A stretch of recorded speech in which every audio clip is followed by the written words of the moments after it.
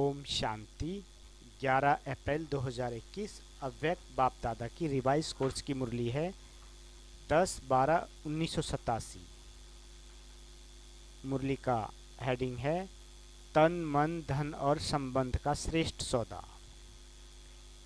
बाबा कहते, आज सर्व खजानों के सागर रत्नागर बाप अपने बच्चों को देख मुस्कुरा रहे हैं कि सर्व खजानों के रत्नागर बाप के सौदागर बच्चे अर्थात सौदा करने वाले कौन हैं और किससे सौदा किया है।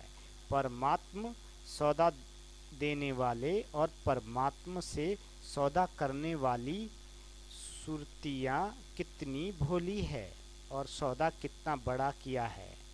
यह इतना बड़ा सौदा करने वाला सौदागर आत्माएं हैं। यह दुनिया वालों की समझ में नहीं आ सकता। दुनिया वाले जिन आत्माओं को न उम्मीद अति गरीब समझ असंभव समझ किनारे कर दिया कि यह कन्याएं माताएं परमात्म प्राप्ति के क्या अधिकारी बनेंगे, लेकिन बाप ने पहले माताओं कन्याओं को ही इतना बड़े ते बड़ा सौदा करने वाली श्रेष्ठ आसामी बना दिया। ज्ञान का कलश पहले माताओं कन्याओं के ऊपर रखा। यज्ञ माता जगदम्बा निमित्त बनी।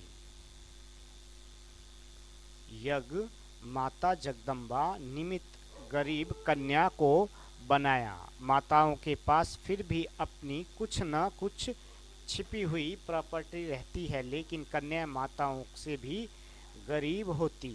तो बाप ने गरीब से गरीब को पहले सौदागर बनाया और सौदा कितना बड़ा किया।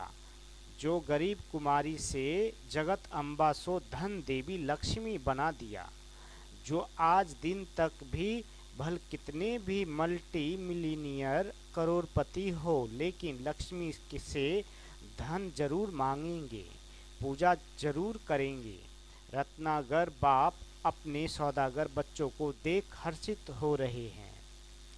एक जन्म का सौदा करने से अनेक जन्म सदा माला माल भरपूर हो जाते हैं। और निमित्त सौदा करने वाला भल कितना भी बड़ा बिजनेसमैन हो, लेकिन वह सिर्फ धन का सौदा वस्तु का सौदा करेंगे। एक ही बेहद का बाप है जो धन का भी सौदा करते, मन का भी सौदा करते, तन का भी और सदा श्रेष्ठ संबंध का भी सौदा करते। ऐसा दाता कोई देखा? चारों ओर ही प्रकाश के सौदे, चारों ही प्रकार के सौदे किए हैं। ना तन सदा तंदुरुस्त रहेगा, मन सदा खुश, धन के भंडार भरपूर और संबंध में निस्वार्थ स्नेह। और गारंटी है, आजकल भी जो मूल्यवान वस्तु होती है उसकी गारंटी देते हैं। 5 वर्ष 10 वर्ष की गारंटी देंगे और क्या करेंगे। लेकिन रत्नागर बाप बाप कितने समय की गारंटी देते हैं? अनेक जन्मों की गारंटी देते हैं। चारों में एक की भी कमी नहीं हो सकती। चाहे प्रजा की प्रजा भी बने, लेकिन उनको भी लास्ट जन्म तक अर्थात त्रेता के अंत तक भी ये चारों ही बातें प्राप्त होगी। ऐसा सौदा कब किया? अब तो किया है ना। सौदा पक्का सौदा किया है या कच्चा? परमात्मा से कितना सस्ता सौदा किया है। क्या दिया? और क्या दिया? कोई काम की चीज़ दी? फॉरनर्स बाप दादा के पास सदैव दिल बनाकर भेज देते हैं। पत्र भी दिल के चित्र के अंदर लिखेंगे, गिफ्ट भी दिल की भेजेंगे। तो दिल दिया ना, लेकिन कौन सी दिल दी? एक दिल के कितने टुकड़े हुए पड़े थे? माँ बाप चाचा मामा, कितनी लंबी लिस्ट है। अगर संबंध की लिस्ट निकालो कलयुग में तो कितनी लंबी लिस्ट होगी। एक संबंध में दिल दे दिया, दूसरा वस्तु में वस्तु में भी दिल दे दी। तो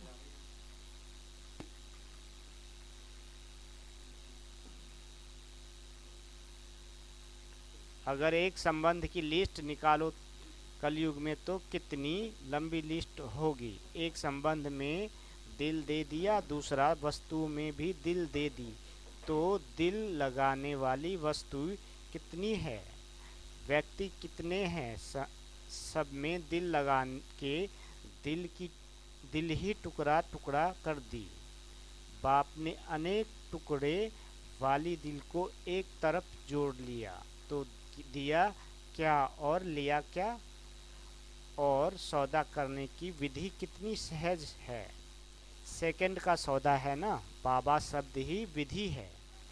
एक शब्द की विधि है, इसमें कितना समय लगता। सिर्फ दिल से कहा बाबा तो सेकंड में सौदा हो गया। कितनी सहन कि, कितनी सहज विधि है। इतना सस्ता सौदा सिवाय इस संगम युग के और किसी भी युग में नहीं कर सकते। तो सौदागरों की सूरत मूरत देख रहे थे। दुनिया के अनंत अंतर में कितने भोले भाले हैं, लेकिन कमाल तो इन भोले भालों ने किया है। सौदा करने में तो होशियार निकले ना। आज के बड़े बड़े नामी ग्रामी धनवान धन कमाने के बजाय धन को संभालने की उलझन में पड़े हुए हैं। उसी उलझन में बाप को पहचानने की भी फुर्सत नहीं है। अपने को बचाने में, धन को बचाने में ही समय चला जाता है। अगर बादशाह भी है तो फिक्र वाले बादशाह है, क्योंकि फिर भी काला धन है ना, इसलिए फिक्र वाले बादशाह है। और आप बाहर से बिन कौरी हो, लेकिन बेफिक्र बादशाह हो। बेगर होते भी बादशाह शुरू शुरू में साइन क्या करते थे, बेगर टू प्रिंस। अभी भी बादशाह और भविष्य में भी बादशाह है। आजकल के जो नंबर 1 धनवान आसामी है, उनके सामने आपके त्रेता अंत वाली प्रजा भी ज़्यादा धनवान होगी। आजकल की संख्या के हिसाब से सोचो, धन तो वही होगा और ही दबा हुआ धन भी निकलेगा। तो कितनी बड़ी संख्या है। उसी प्रमाण धन बांटा हुआ है, और वहाँ संख्या कितनी होगी उसी हिसाब से देखो तो कितना धन होगा। प्रजा को भी अप्राप्त कोई वस्तु नहीं तो बादशाह हुए ना। बादशाह का अर्थ ये नहीं कि तख्त पर बैठे। बादशाह अर्थात भरपूर, कोई अप्राप्ति नहीं, कमी नहीं। तो ऐसा सौदा कर लिया है या कर रहे हो, वह अभी सोच रहे हो। कभी कोई बड़ी चीज़ सस्ती और सहज मिल जाती है तो भी उलझन में पड़ जाते कि पता नहीं ठीक है व नहीं। ऐसी उलझन में तो नहीं होना, क्योंकि भक्ति मार्ग वालों ने सहज को इतना मुश्किल कर और चक्र में डाल दिया है, जो आज भी बाप को उसी रूप से ढूंढते रहते हैं। छोटी बात को बड़ी बात बना दी है, इसलिए उलझन में पड़ जाते हैं। ऊंचे ते ऊंचा भगवान, उनसे मिलने की विधियां भी लंबी चौड़ी बता दी। उसी चक्र में भक्त आत्माएं सोच में ही पड़ी हुई है। भगवान भक्ति का फल देने भी आ गए हैं, लेकिन भक्त आत्माएं उलझन के कारण पत्ते पत्ते को पानी देने में ही बिजी हैं। कितना भी आप संदेश देते हो तो क्या कहते हैं, इतना ऊंचा भगवान ऐसे सहज आए हो ही नहीं सकता। इसलिए बाप मुस्कुरा रहे थे कि आजकल के चाहे भक्ति के नामी ग्रामी, चाहे धन के नामी ग्रामी, चाहे किसी भी ऑक्यूपेशन के नामी ग्रामी अपने ही कार्य में बिजी है, लेकिन आप साधारण आत्माओं ने बाप से सौदा कर लिया। पांडवों ने पक्का सौदा कर लिया ना। डबल फॉरनेस सौदा करने में होशियार है। सौदा तो सबने किया, लेकिन सब बात में नंबरवार होते हैं। बाप ने तो सभी को एक जैसे सर्व खजाने दिए, क्योंकि अखुट सागर है। बाप को देने में नंबरवार देने की आवश्यकता ही नहीं है।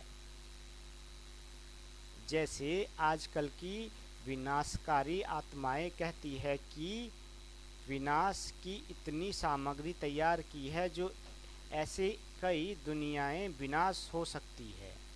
बाप भी कहते हैं बाप के पास भी इतना खजाना है जो सारे विश्व की आत्माएं आप जैसे समझदार बन सौदा कर ले तो भी अखुट है। जितनी आप ब्राह्मणों की संख्या है उससे और पदम गुना भी आ जाए तो भी ले सकते हैं। इतना अथाह खजाना है, लेकिन लेने वालों में नंबर हो जाते हैं। खुले दिल से सौदा करने वाले हिम्मतवान थोड़े ही निकलते हैं। इसलिए दो प्रकार की माला पूजी जाती है। कहाँ अष्ट रत्न और कहाँ 16,000 का। लास्ट कितना अंतर हो गया। सौदा करने में तो एक जैसा ही है। लास्ट नंबर भी कहता बाबा और फर्स्ट नंबर भी कहता बाबा।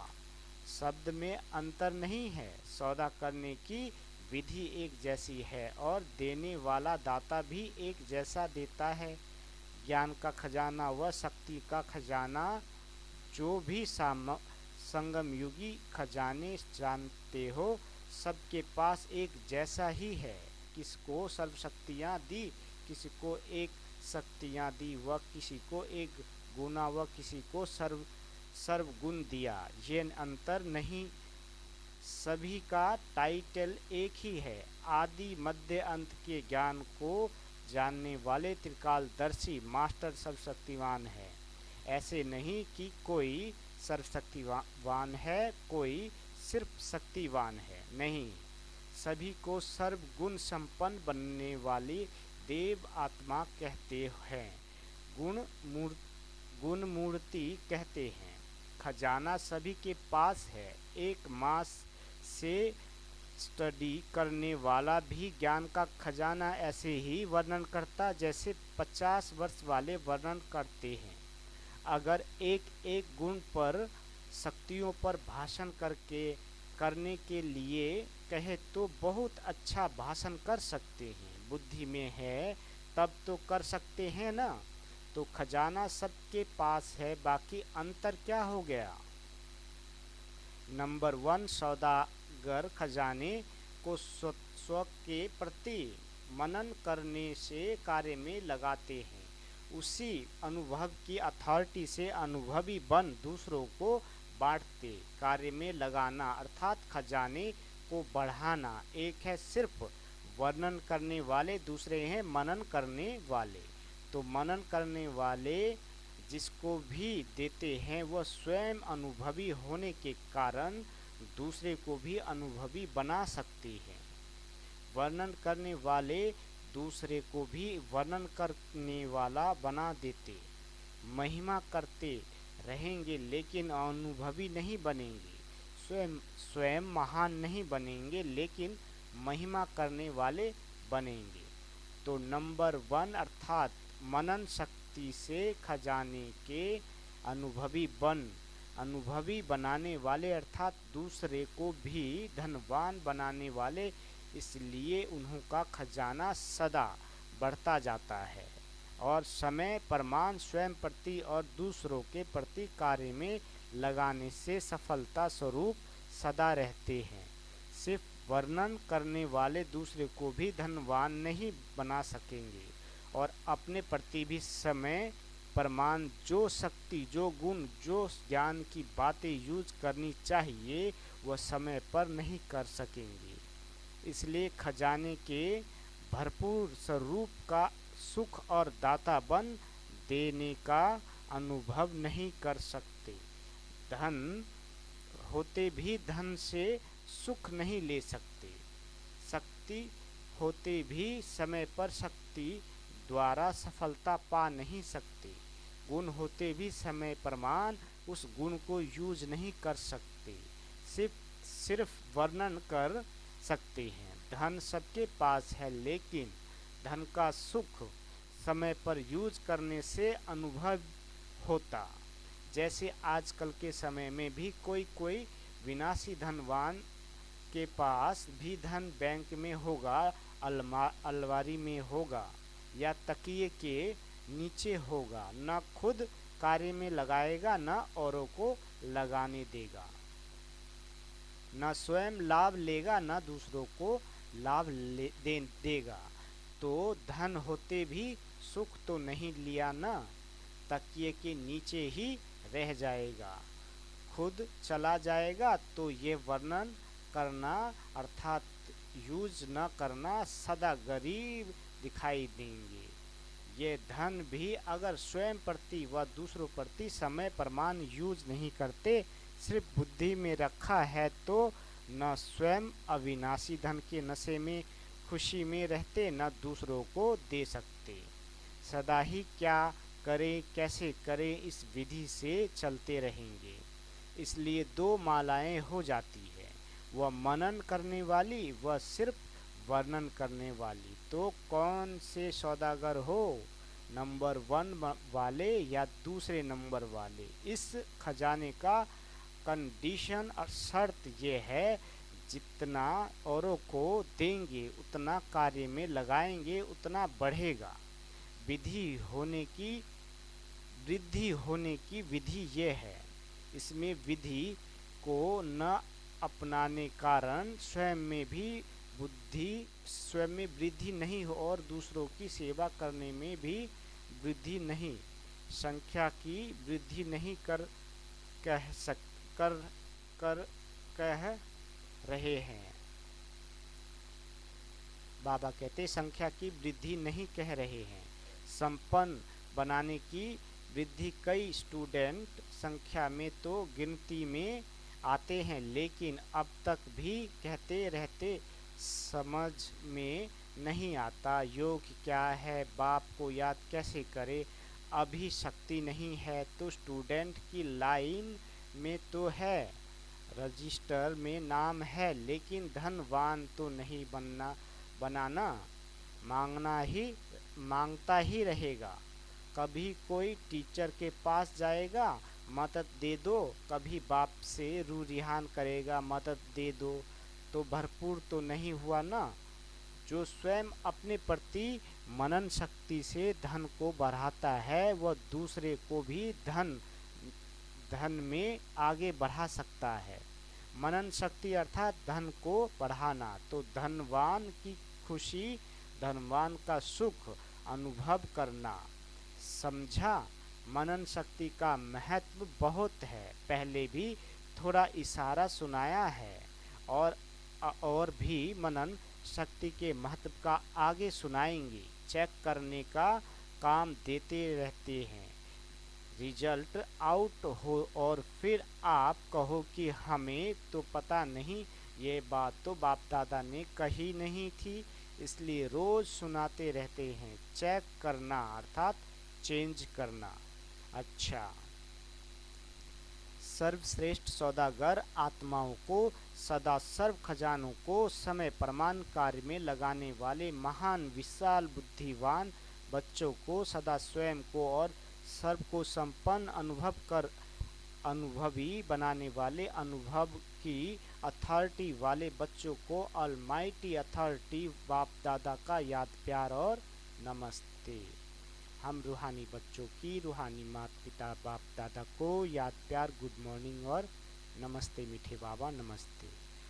ईस्टर्न जोन के भाई बहनों से अव्यक्त बाप दादा की मुलाकात।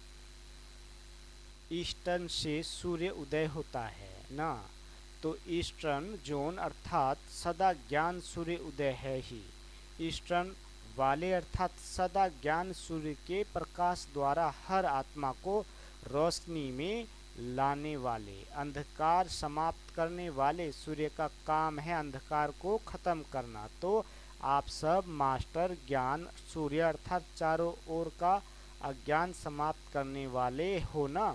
सभी इसी सेवा में बिजी रहते हो या अपनी व प्रवृत्ति की परिस्थितियों के झंझट में फंसे रहते हो। सूर्य का काम है रोशनी देने के कार्य में बिजी रहना, चाहे प्रवृत्ति में, चाहे कोई भी व्यवहार में हो, चाहे कोई भी परिस्थिति सामने आए, लेकिन सूर्य रोशनी देने के कार्य में बिना कार्य के बिना रह नहीं सकता। तो ऐसे मास्टर ज्ञान सूर्य हो या कभी उलझन में आ जाते हो। पहला कर्तव्य है ज्ञान की रोशनी देना। जब ये स्मृति में रहता है कि परमार्थ द्वारा व्यवहार और परिवार दोनों को श्रेष्ठ बनाना है, तब यह सेवा स्वतः होती है। जहाँ परमार्थ है वहाँ व्यवहार सिद्ध व सहज हो जाता है, और परमार्थ की भावना से परिवार में भी सच्चा प्यार एकता स्वतः ही आ जाती है। तो परिवार भी श्रेष्ठ और व्यवहार भी श्रेष्ठ। परमार्थ व्यवहार से किनारा नहीं कर रहा था, और ही परामर्थ कार्य में बिजी रहने से परिवार और व्यवहार में सहारा मिल जाता है। तो परामर्थ में सदा आगे बढ़ते चलो। नेपाल वालों की निशानी में भी सूर्य दिखाते हैं ना। वैसे राजाओं में सूर्यवंशी राजाएं प्रसिद्ध है, श्रेष्ठ माने जाते हैं। तो आप भी मास्टर ज्ञान सूर्य सबको रोशनी देने वाले हो। अच्छा, बाबा वरदान देते, संगम युग पर हर कर्म कला के रूप में करने वाले 16 कला संपन्न भव।